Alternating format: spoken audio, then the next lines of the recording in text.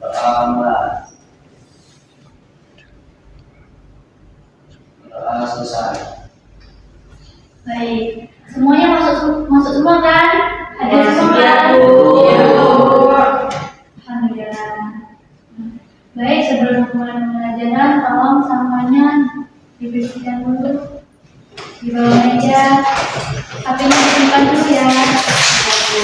Siapkan dulu bukunya untuk belajar hari ini.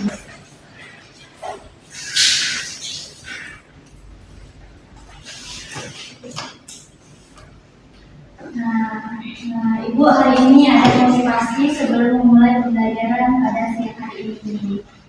Nah, dimana jangan hanya di sini kan Ibu tentang listrik arus arah atau direktur. Motivasi Ibu, jangan hanya melihat rumus dan simbolnya, tapi pahami bagaimana listrik arus arah bekerja dalam kehidupan sehari-hari, seperti kabel, baterai, dan alat elektronik lainnya. Di mana alat elektronik ini bukti nyata bahwa ilmu yang kita pelajari itu hidup dan nyata. Terus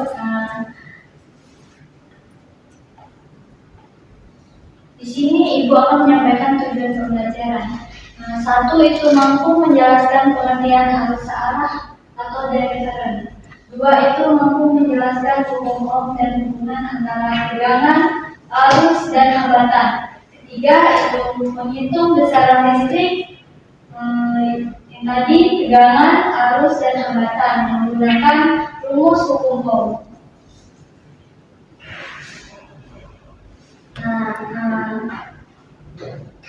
Di sini ada yang tahu nggak apa itu arus?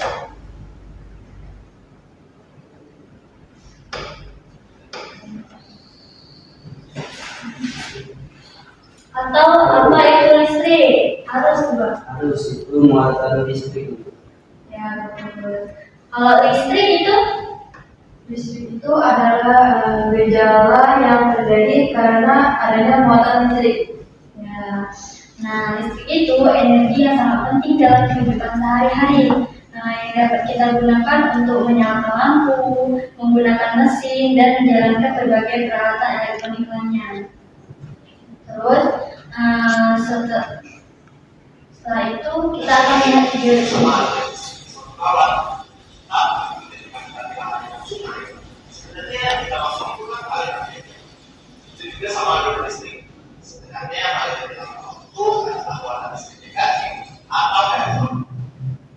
Ulang ya.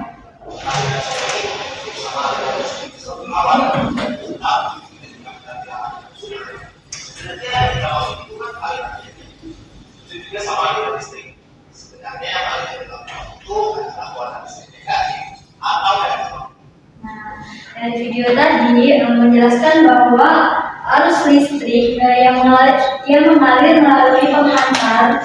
Arus listrik itu aliran muatan listrik atau elektron yang bergerak dari satu titik ke titik yang lain.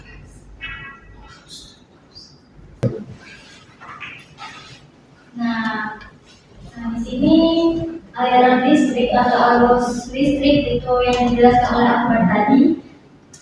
Banyaknya muatan yang melewati penghantar listrik pada periode waktu tertentu. Nah, di sini ada secara sistematis rumus arus listrik itu I sama dengan Q muatan per T waktu dengan satuannya ampere. Nah, di sini Ibu ada contoh soal sebuah muatan listrik sebesar 10 coulomb mengalir melalui kawat selama 5 detik. Hitung besar arus listrik yang mengalir, di mana kita ketahui bahwa Q tadi 10 coulomb, terus T waktunya itu 5 sekon, terus ditanya tadi arus, di mana rumusnya tadi I sama dengan Q per T, 10 per 5 itu arusnya itu 2 ampere. Nah, di sini Ibu ada contoh soal kepada anak-anak yang bisa menjawab, silakan. Ya Bu, ya baik. Jawabannya 5 bukan Bu? Ya benar. 5 apa? 5 kolom. Salah. Ya, terima kasih Bu kebaikannya. Nah, terus itu ada video. Nah, kalau arus listrik,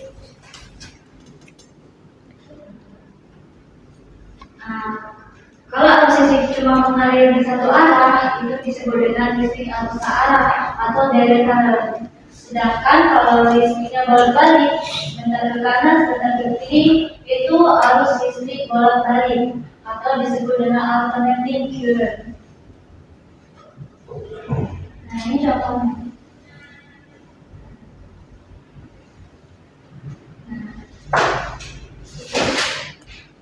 Tadi kita tahu bahwa aliran listrik itu elektron yang mengalir di suatu kawat. Tapi kenapa elektron itu bisa mengalir? Nah, kalau gerakan butuh energi kan?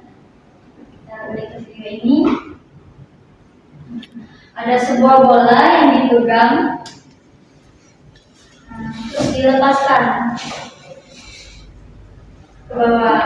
Jika diletakkan ke atas, dia punya energi potensial.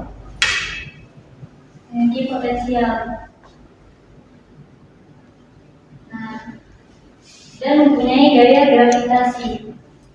Ketika dilepas, dia mempunyai energi potensial menjadi energi kinetik. Sama seperti arus listrik, kalau arus listrik itu potensial listriknya lebih tinggi ke potensial listrik yang lebih rendah. Nah, jadi di sini Ibu akan menjelaskan mengenai tegangan atau torque. Nah, yaitu energi yang dibutuhkan untuk memindahkan muatan listrik sebesar 1 coulomb. Di mana secara matematis rumus ini yaitu V tegangan sama dengan energi E sama dengan per Q muatan. Nah, di sini ada yang bisa menjawab soal ini nggak? Ada bisa nggak?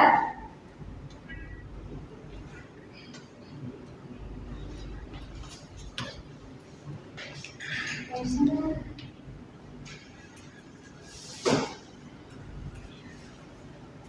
Coba Ganda, apa jawabannya? Baru mencari Bu. Nah, tadi. Besar. Bu. Sudah. Oh, 5 volt. oh benar. Tangan dulu untuk Ganda.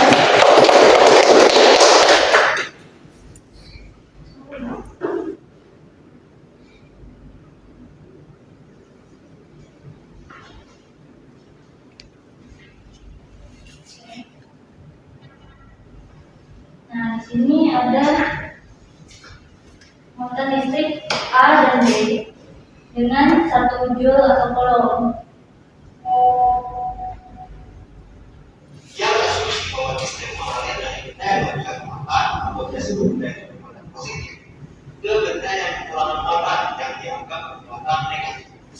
Lalu yang ke-19 mengalir muatan sadar kalau yang mengalir sebenarnya adalah elektron dari benda yang bermuatan negatif ke benda bermuatan positif. Tapi karena hanya sudah terlanjur dan juga begitu pengaruh asal secara konsisten, akhirnya itu ada berubah harus lagi. Nah, jadi kalau kita mau listrik mengalir di rangkaian listrik, kita harus punya sumber tegangan atau beda potensial listrik di rangkaian tersebut. Misalnya itu baterai, di mana potensial listrik yang lebih tinggi kita beri tanda itu positif. Terus sedangkan potensial listrik yang lebih rendah kita beri tanda negatif. Baik, itu saja yang bisa Ibu sampaikan. Lebih dan kurang saya mohon maaf. Wabillahi taufiq wal hidayah. Wassalamualaikum warahmatullahi wabarakatuh. Waalaikumsalam warahmatullahi wabarakatuh.